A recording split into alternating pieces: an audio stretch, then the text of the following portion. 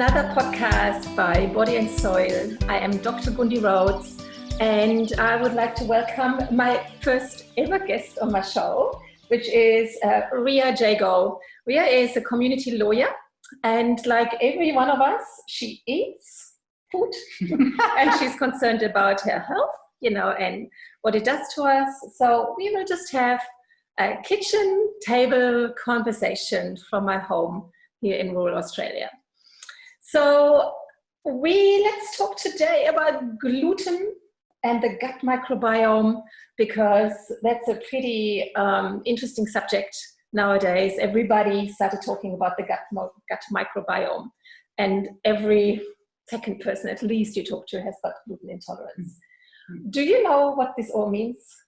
No, and so I'm here to ask you what all this means, Gundi. And for me, who's really has a very sensitive tummy and tends to get really bloated, and so I don't eat gluten, I'm wondering, is there any way I could possibly eat wheat if it was something milled or done something to it that would make it digestible for me? Yeah.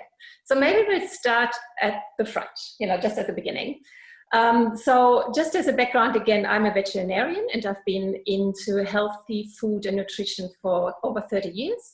I was also an organic farmer, and nutrition is one of my subjects that I do. So I've got a tiny bit of knowledge. So, let's You've got a lot of knowledge, I've got a lot of knowledge. Yeah. So let's start with the I think we need background, to talk about gluten and why it is so undigestible today and why so many people have problems. You think it was always undigestible? No, it wasn't. So we as people have started eating, or we have started farming wheat about 14,000 years ago in like Mesopotamia, where Egypt is now.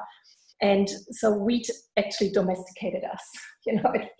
That was probably like those wheat-like grains were the first ones that we farmed. Mm-hmm. Before that, we were actually roaming around wildly, hunting and gathering. So wheat was the first thing that made us stay in one place, And is that ancestor wheat or the wheat that we eat now? No, it's been really changed, in the last few years, in the last few years especially, and therein lies one of the problems, what we do to it. And how we breed it, and now what modern farming does to it. Yeah. So let's start with that. So wheat in its ancient form, you would have harvested. It was not as high in gluten. It had starch in it, which is fine. And then in that little wheat grain, I've got it here. You have, this is my wheat. You have, my little wheat grains here. You have actually a lot of power in it and a lot of goodness if you have got the whole wheat. So you have got, little wheat, you probably can't see it. So, in one corner sits the so-called wheat germ.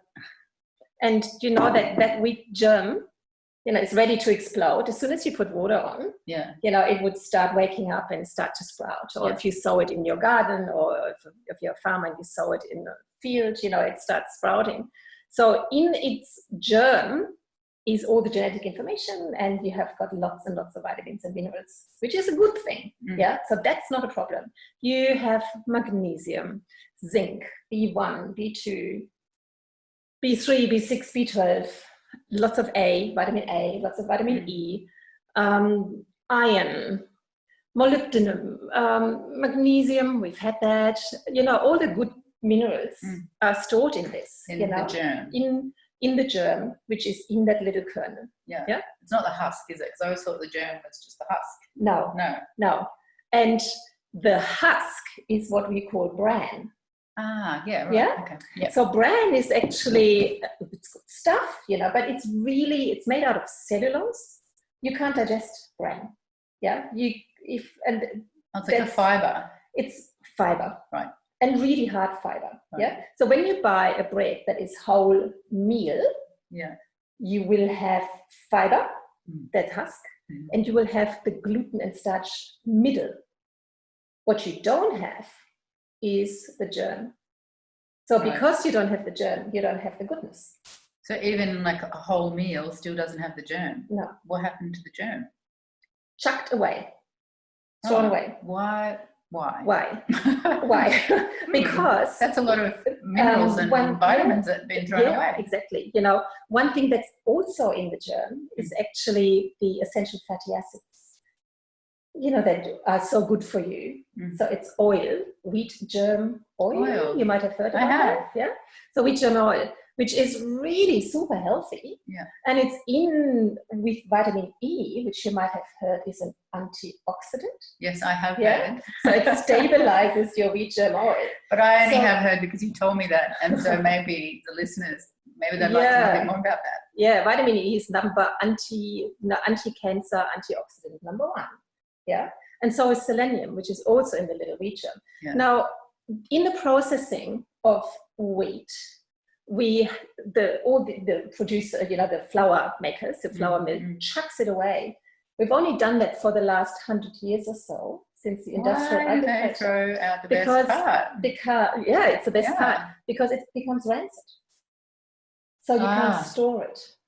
Yeah, and I talked to the local flour mill today, it's an organic flour mill, but she said, then we need refrigeration. Yeah. What did they do 150 years ago before they started throwing it away? They just ground it, on the spot, and then they would eat it, pretty much straight away. Yeah. So this is the trouble with flour nowadays that you have to realize. It's an extract, and then we started breeding really high gluten content into it, because gluten is a gluggy stuff that bakers love because it makes the bread stay together. Yeah. So and underneath your poached egg, it's got that lovely doughy, soft quality. Yeah. Right? Yeah. And it became fashionable, in the late 1800s, because only the rich people could afford to have that fine white flour, while all the plebs, the poor people, like all of us, would have this is a bit more nutty, and it crumbles a bit more. Right. Yeah. It's a bit tougher and heavier. Yeah. But this is where the degradation of food started. Yeah. Because you then get this degraded, extracted product. That's not the end of it, of course. Then there's, the farmers store it with really heavy anti-weevil products, which are really bad for you because they're really poisonous. Yeah. They're so poisonous that a friend of mine who sprayed it the other day in his silo had to go to bed for a whole week. Yeah. What is the anti-weevil? There are lots of organophosphates, insecticides, that kill weevils, that kill life. If you go into one of those storage silos, it's pretty bad. Yeah. So, however, coming back to the whole grain, Weston Price, he was a dentist. Have you heard about him? No. He was sort of like quite a few decades ago. He went and looked at all the Aboriginal Amazon, like Inuits, all the tribes that had a really natural diet. And he found that their faces and even the skulls, when you would find them, had beautiful white teeth, no caries, no holes. Yeah. Even when they died. Yeah. The dead skulls, even at ripe old age, their jaw structure was brilliant. Yeah. And then he found twins, where he had one twin that stayed and one twin that would go into civilization and be subjected to extracted flour. Because in a lot of communities, bread and baked goods are a stable diet. Many. So, we eat a lot of that. And he found that the jawline would actually collapse and the teeth, would come forward, Even I think I'm a victim of that too. Like my teeth, I needed braces, lots of kids need braces. And a lot of that has got to do with a diet that has been really highly processed. Yeah. So he did also. So we're not using our teeth in the way they're designed to be used. It's a overproduction. It's a missing of nutrients, actually. Not having to chew enough. Chewing enough is another thing too. Like when I would see the dentist with my children, for braces, they went all through the biomechanics, like your tongue has to go to the top of your mouth. You have to have the chewing process to create a strong jaw, which doesn't happen nowadays because it's all, everything is so soft. So yes, but the nutrient deficiencies, so he did the little test. He had 2 lots of rats, 1 lot of rats that was eating this stuff, whole, and another one that would eat the flour that you buy every loaf of bread with. Yeah. And he found that those rats, that were eating the whole wheat could live forever, healthily, no problem, because it's such a little powerhouse of nutrition. But the extracted rats would become aggressive and they would die, very quickly, just completely nutrient deficient, So this is... so I'm thinking about Donald Trump and his burger diet. An impact on mood and aggression. And of course, the impact on mood is when you have white flour, it's actually just the starch and the gluten. The gluten being the protein part of it and the starch being very sugary. Starches are just a chain of sugars, very easily digestible by us. You eat white toast for breakfast, your blood sugar will go up really fast.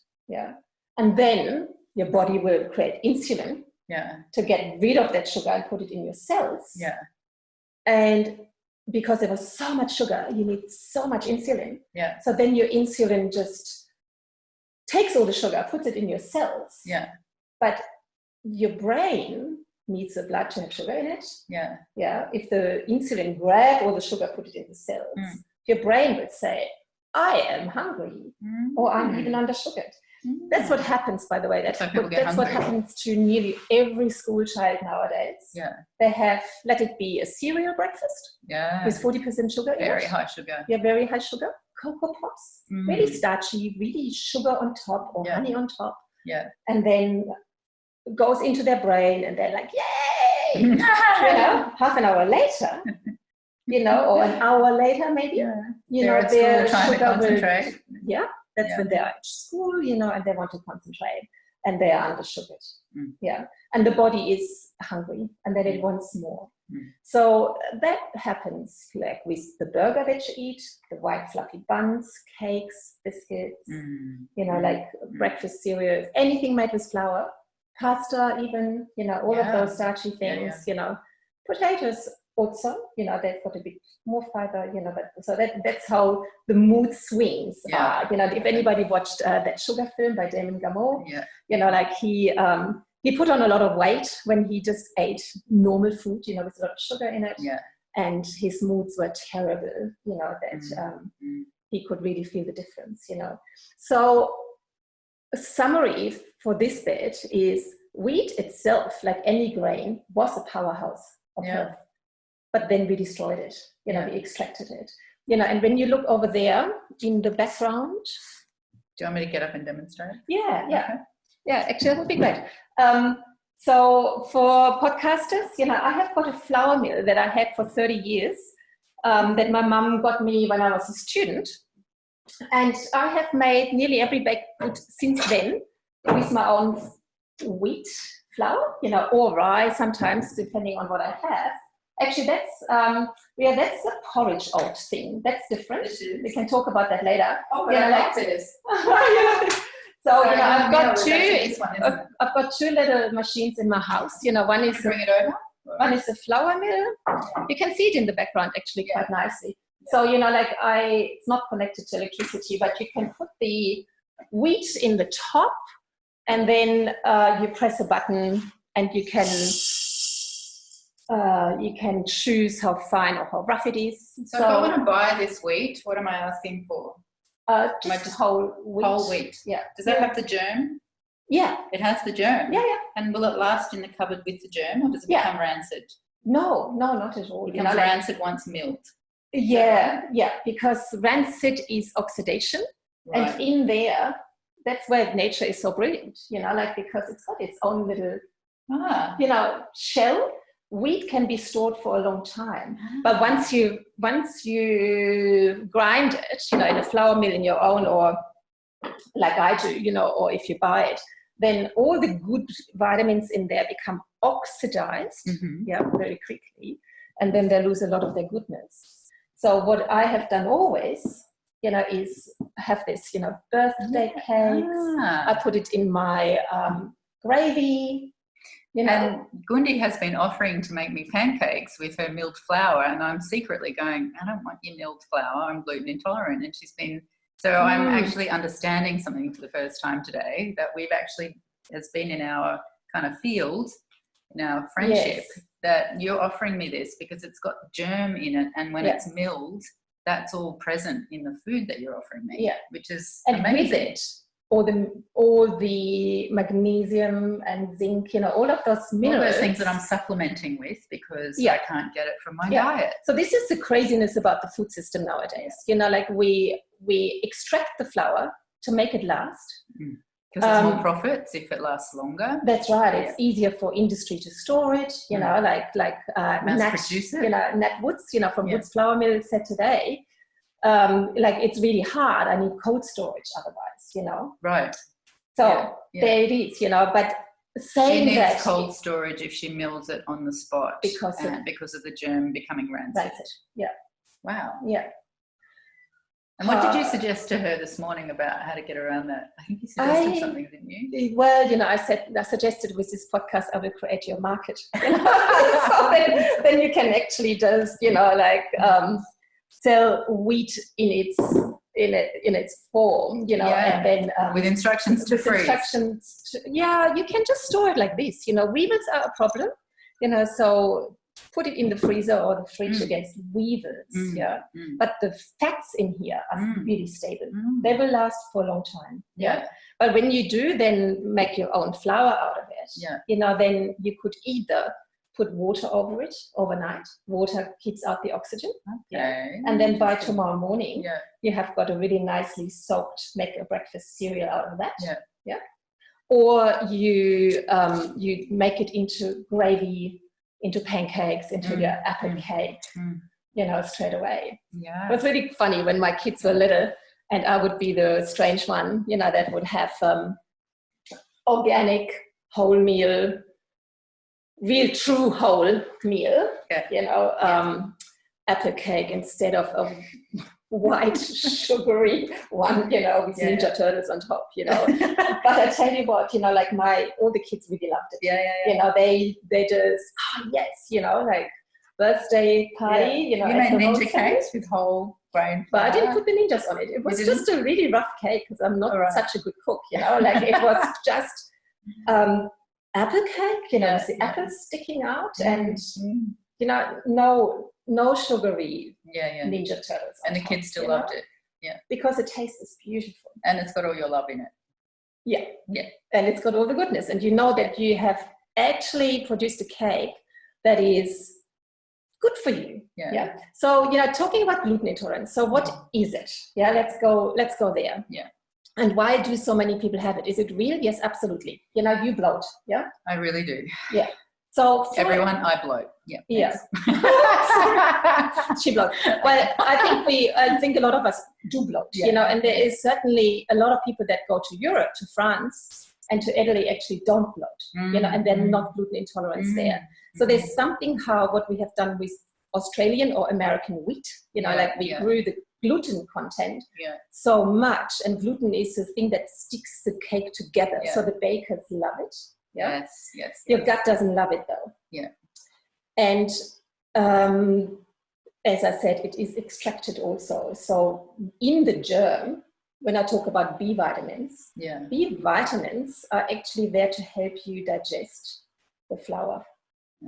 So if you've taken them out, you have taken that part out. Right. So the wheat, if it's not all been deconstructed, actually contains the pieces that you need to digest it in the body. And which is kind of like this beautiful gift from nature, really, that it's so complete. Let food be your medicine. So that's one thing. What does gluten actually do? Gluten in the gut. It's really sticky, so it sort of glugs it all together. But another thing that it does is when you have gut cells, you've got the gut and it's one really fine lining. It's just like cellophane, really thin, like cling film. Right, thinner. So the stomach lining is super thin. Not the stomach, Okay. they're in the gut. We're in the gut, so we're lower down. One lower down in the gut, Okay. right? Yep. So really thin, and then you have got your muscle tissue and, muscle and, the serosa and so forth, underneath. But the real barrier between what you eat and your body, which is the epithelium, all these little gut cells together, it's one cell layer thick only. And then you've got these villi, so you've got about the size, if you would put it all out, flat like a tennis court. Yeah. Tennis court, one layer of cells. So what happens when gluten hits it? So tennis court, that's the quantity? That's the quantity, Tennis court size layer, oh my goodness, in your gut. So it's a lot, right? That's a lot. So what happens when gluten hits it? And Zach Bush, who is an amazing doctor in America, has got it on, on pictures, so you can see it. And I show it to my clients all the time.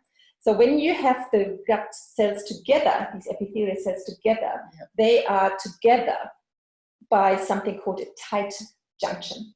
Okay. Yeah. It's glue, keeps cells together like this. Gives it integrity. And every food particle that you eat and that gets digested has to go through those cells, actively absorbed into your bloodstream. Does it go through the cell itself or between the cells? Through the cells. It goes through the cells. Yeah, it goes through the cells. It's an active digestion absorption process. So your body actually chooses what it wants and what it doesn't, right? Wow. And then it has to be small enough, the particles of food, through the digestive process before, to get through that cell into your bloodstream. So by the time it goes into your bloodstream, it's small enough into its building blocks, and then it goes into your liver, like your body, whatever, burns it, metabolizes it in your liver, and makes Ria's body out of it. Okay. Yeah. And I am made by my food. I am what I eat. You are what you eat, and what your body doesn't want, it pulls out the other side. So what happens now with gluten is that those tight junctions get ripped apart. It gets literally unglued. Why? How does that happen? Just does it. Just does it. Yeah, that's what it does. So then you have single little cells, and in between, so the food now doesn't go through the cell anymore, but beside it. Right. Have you heard about the term leaky gut? That is your leaky gut, right? So then, if it's not through the cells anymore, but bypasses it, then larger than normal molecules go into your bloodstream that your body doesn't really know. Yeah, the Dalton is higher. Dalton is weight, the size of a molecule. Right. So then your body thinks, what is that? I got to fight this. This is the foreign substance. Oh, goodness. Inflammation. Inflammation. And where inflammation goes, what inflammation is, it's in your body is always in a sort of you need inflammation to keep you alive. Yeah. And then you need enough not inflammation to keep you alive also. Yeah. You are a body always in transit, always adjusting, it's never the same. Life changes all the time. Well, like a river. Like a river. That's right. So you always adjust to that level, of inflammation, anti-inflammation. So suddenly now inflammation takes over. So inflammation is asthma, right? Because it's an inflammation in your lungs. And once your body, is that like an autoimmune response? Let's get to that later. It's an immune response. Right. Yeah. Because it could be from your immunity, is fighting against these substances. There's all sorts of cascades, of A makes B makes C, spirally things happening in your body, that make things worse. Your cytokines go crazy. So inflammation in the lungs, asthma, inflammations in your joints. So cytokines arthritis. They're trying to de-inflame you, uninflame you, is that right? They are inflamed, so when the inflammation is, like a fighting of the body to make you healthy again. Right. Yeah. But this inflammation went too far. Yeah. You are so edgy, your body is so much on edge. Oh, let's fight anything. Yeah. So arthritis, fibromyalgia, in your brain, inflammation will lower serotonin. Yeah. That's your antidepressant. Yeah. So a lot of disease processes are inflammatory, and by eating gluten and ungluing those tight junctions, you make your body more inflamed. Now, it, of course,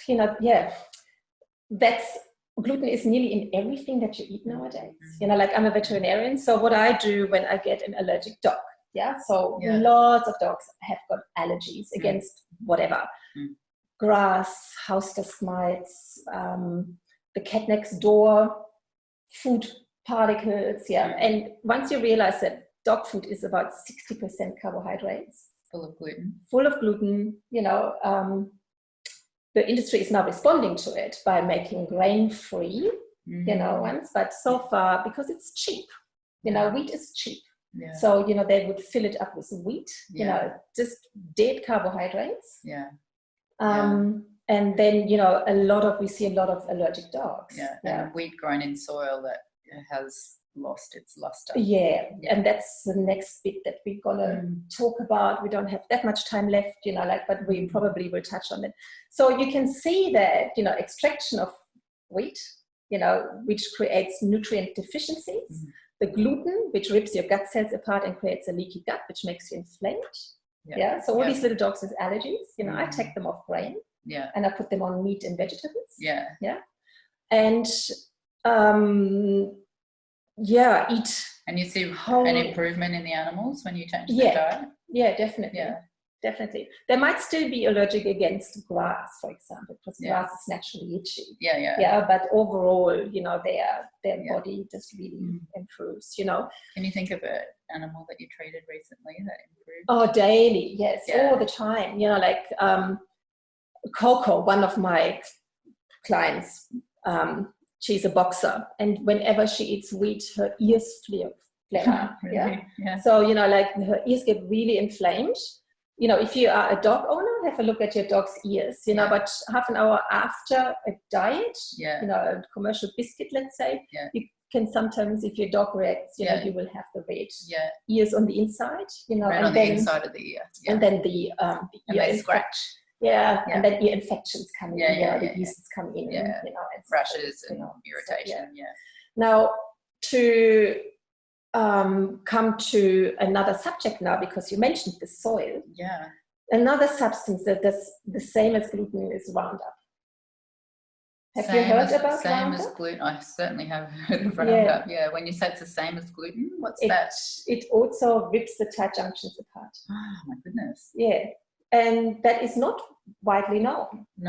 Roundup does a lot of stuff, and we'll talk about heaps more in this podcast, because every day that I read up more about Roundup, I'll find another piece of the puzzle, why it is really detrimental to human health and the environment. And is it right that the research that's been done on Roundup has largely been paid for by industry, and so we don't know how? Oh, of course. The company that made Roundup is Monsanto, and they were recently bought out by Bayer, so Bayer and Monsanto are now one.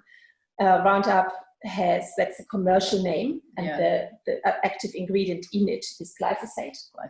And we'll do that in the next podcast. So next that's a big week, subject, isn't it? We will talk about glyphosate, and what its problems are. But as we are now in the gut, talking about those tight junctions, this is what Roundup, glyphosate does too. And if anybody's interested, Zach Bush, if you Google it, Google a YouTube video of his, Zach Bush. So Dr. Zach Bush. And this particular one, which is really lovely, is called Eat Dirt. Cool. We haven't had time to talk about the gut microbiome, that will be also another one, but Eat Dirt as an encouragement to not be so clean, but he has Eat the right dirt. He's got a beautiful picture in there of 15 minutes after Roundup on gut cells. So the gut cells are made visible by a green fluorescent dye, and they really are nice and tight together. And then 15 minutes later, a minuscule amount of Roundup, and they have all fallen apart, and they're now round, not sort of squarish anymore, but round, with the leaks in between. And as he says, like round little cells, this just looks really like a cancer cell. And when you think about it, a cell that has fallen apart, that hasn't got somebody next to it, will grow. And cancer is too much growth. Of cells, uncontrolled growth. So in time, it will all be proven. Not much is proven yet, because there's just no not much research money for this sort of stuff. You know, Monsanto is the most powerful company in the world amongst. You know, when you think about it, that 50% of all our land mass is used for food production. You know, and a lot of that is cropping, you know, where we grow the staples: wheat, soy, canola. And that's monocropping, isn't it? Monoculture, commercial, normal, what is nowadays normal. Which really extracts a lot of the goodness out of the soil. And what happens to like the bacterial content? Is there what's left after? Glyphosate, Roundup doesn't only do that to the gut cells, you know, that it, by the way, it's not only in the gut where it does that. You know, your whole body is glued together by tight junctions. And through the tight junctions from one cell to the other, you have got little gap junctions which are communicating. So all of that breaks down. Even in your blood vessels, in your brain, you know, water, it's water soluble. Roundup, so it goes everywhere. You know, it's in breast milk, it's in umbilical cords.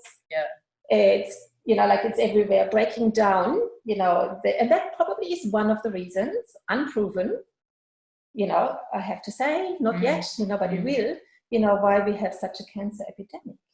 You know, because of these destructions on a very cellular level. Well, if it does that to our gut, what's it doing to the soil? And it is also an antibiotic. So it's killing the stuff that's alive in the soil. It's killing the organic matter in the soil that creates the goodness in what grows in the soil. So we will talk about that in the next podcast, because it's a really, really big one, you know, that I need everybody to understand, you know. So rehash, wheat as such, grains as such are not that bad.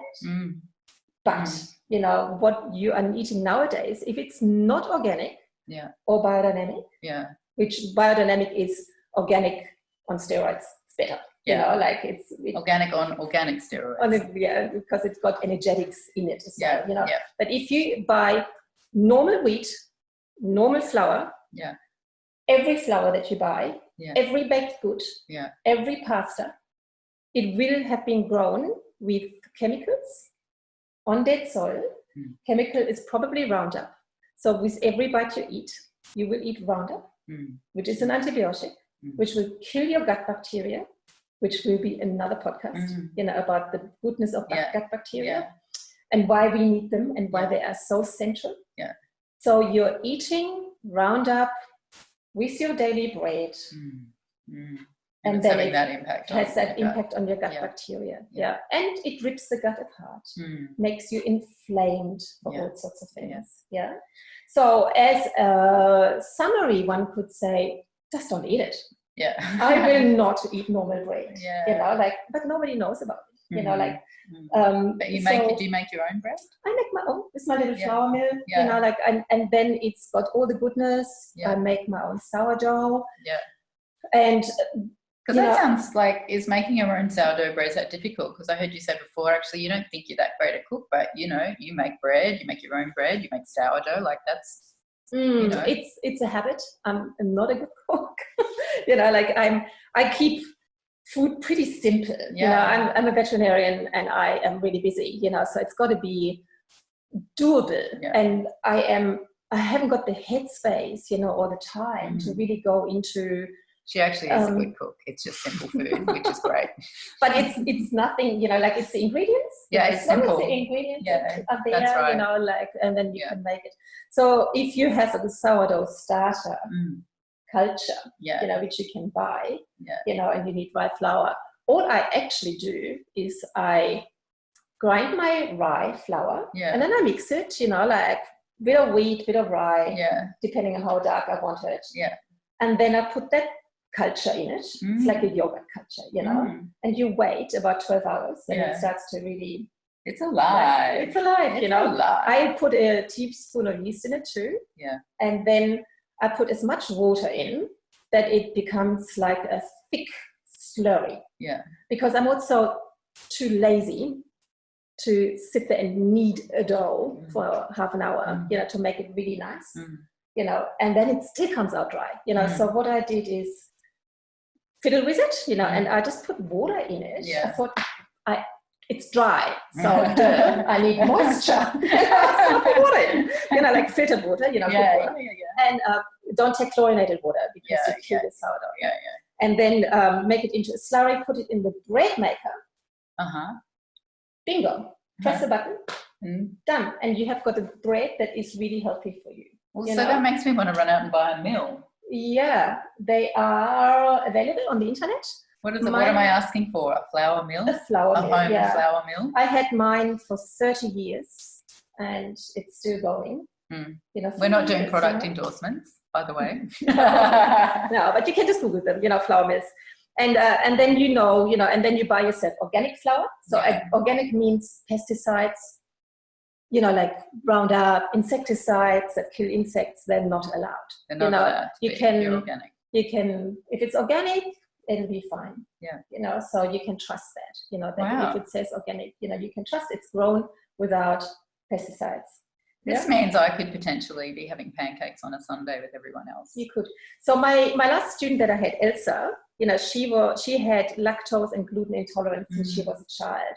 And she told her story to me. And her story was, she said, I was a terrible child. I was moody, cranky, just awful to be around, she says about herself, and I thought, really? You are just so lovely.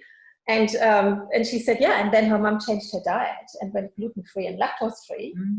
And she changed her character completely, which was interesting. And so she said within half an hour of normal flour, which, to rehash, it's a combination of Roundup and gluten, both doing pretty much the same thing. So it's a double whammy.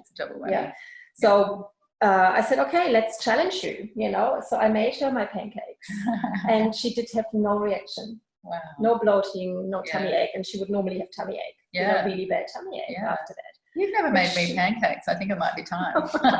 Yes, I can make you pancakes, and they are a little bit nuttier, and they're not so fluffy and white. Because I don't like that in my mouth anyway. It's like, but they will fill you up, and you will get, all the goodness that is stored in that little germ, like, remember, like when we talked about the germ and all the goodness in it. No, I want the germ. I want to get the germ. Yeah, the germ is in it, because you can't take it out, and the bran is all around it, which is your fiber, which will go into your gut and feed your microbes, which will be doing in the next podcast, why you need them, what they need to eat, what they do, how you can't live without them, how you're actually colonized by more cells than on your own, all of that we'll do next podcast, but so you have got the colonization of the body. That's like, whoa. Yeah, we'll talk about that next week. So you actually get quite a lot of goodness out of it. I'm not saying that you should only eat grains. No, like eat them today and tomorrow you've got an egg for breakfast. So it's not, at least not bad for you. It can be quite good for you. And when you talk about mineral deficiencies, and where 2/3 of I think nearly everybody is lacking, for example, in magnesium, with all the tragic consequences, which we talk about later. Zinc is in that region. The tragic consequences of zinc deficiency. Vitamin B1, which is so needed for your frontal cortex. It's in the wheat. Next time you buy a loaf of bread, by the way. I don't buy bread. I'm scared of bread. Well, anybody listening, if you buy a bread, have a look and we will find one of the ingredients is thiamine, which is another word for vitamin B1. So the World Health Organization has realized that we are all B1 deficient with terrible consequences for our health. So by the flour milling process, they chuck the vitamin B1 away, which is part of the wheat germ. And then World Health Organization says, hello, we are all deficient. So somebody in a factory makes B1 thiamine and puts it back in. Yet we should have 5 milligrams a day. And on average, we have 0.9 of thiamine, of B1. And I can tell you another story of my life as a vet, so B1 deficiency, what are the B vitamins for? They are our methylators, Methylator means? Methylator means carbohydrate metabolism. You know, a methyl group in chemistry is one carbon with a few H, you know, hydrogens on it. Too complicated, but it is your sugar metabolism, your flour metabolism. Is it like how you get the energy into your body? Yeah, you know, so that's what the B group does, and they nourish the nerve cells. Yeah. They're your sugar metabolism in your brain. So as a vet, you know, nearly most vets that do livestock will know what happens if you are acutely vitamin B1 deficient. What happens to the livestock? We get a disease called PEM, which is encephalo, brain, malacia, which means becoming liquid destroyed. Yeah. Oh, wow. So your whole brain, especially the frontal cortex, becomes like a grey mash. Oh my goodness. Yeah. Another word for it is CCN, cerebral, your brain, cortical, your cortex, necrosis. And do you see that a lot? Yeah. So when we do see it, you know, we normally have a condition where the cattle have something going wrong. They eat the wrong stuff, wrong supplements, something to do with sulfur. Suddenly all of those bacteria, you know, some bacteria die in the rumen, you know, too complicated to say, but they go into an acute B1 deficiency. And they fall over, they arch back, you know, and they bellow, and then they will die. You know, and they're excruciating for the poor animal. Yeah, and if we can find them early enough, we can give vitamin B1 injections. You know, but you can imagine with the brain is really liquidized already. You know, that it's quite often too late. You know, so we are all running on 0.9 milligram per day rather than 5. You know, so when you think about how many mental health problems everybody has, how we all suffer from brain fog, you know, how depressed we are, you know, how hard it is to get off the caffeine. You know, like it's lots of people feel less, you know, not energetic enough. Then this is one part of the puzzle. So B1 would be in the germ of the wheat, yet it's been taken out. You know, you don't get it anymore, and you know, one part of the puzzle. Magnesium, you know, like if you don't have magnesium, you become anxious. Where is magnesium? You know, it's also in the germ of the wheat. And we talk about why a lot of non-organic wheat is so low in it in the first place, before we even extract and throw it away. So, you know, like magnesium levels in the flour that you buy, non-organic, non-whole flour, it's like a 50th or something like that you would have if you do what I do. So one part of the puzzle, we leave it as that. This was the gluten story.